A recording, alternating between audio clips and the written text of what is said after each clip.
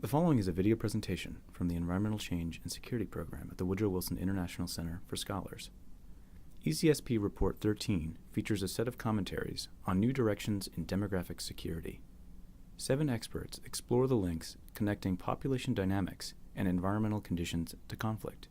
Christian Leuprecht, an assistant professor at the Royal Military College of Canada, discusses the impact of migration on population structures and its role in civil conflict.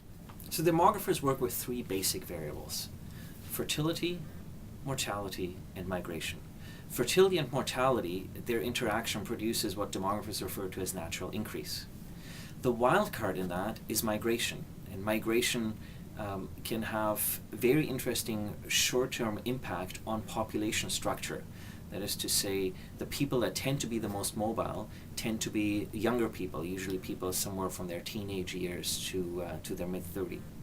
And so if you have, immigration, emigration tends to affect that particular part of the population most severely. And so it can cause, as a result of immigration, a population to age much less rapidly, or it can cause a population to age much more rapidly.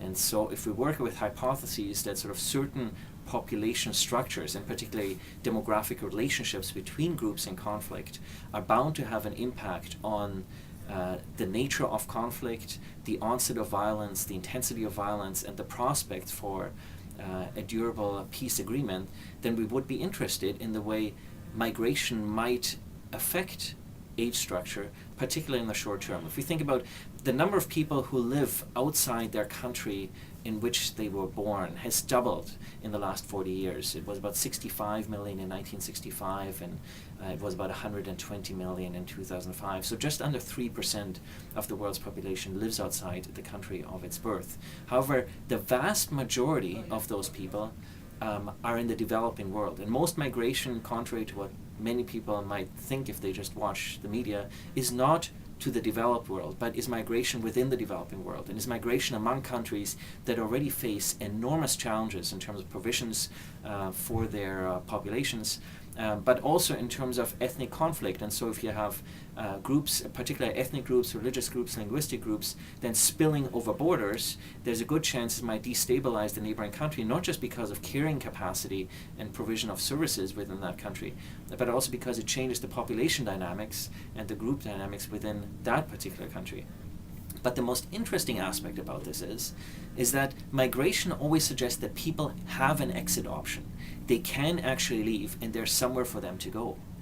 And really interesting cases are those where migration ceased for one reason or another. That is to say, the exit option, people either chose not to exercise the exit option anymore because the economy improved, or situations such as, for instance, the Gaza Strip and the West Bank, where migration has not been possible since the early 1970s, because essentially all the countries around have sealed their borders to migration. And so what it appears is that where the exit option ceases, that this in itself seems to have a very interesting impact on conflict, because for young populations, for instance, if previously you had an exit option, people could leave, now they can't leave anymore, which means that this young population structure within the population is exacerbated. And then if you have trouble providing for that population opportunities for that population, that then in constellation with other determinant variables has a great prospect for destabilizing situations.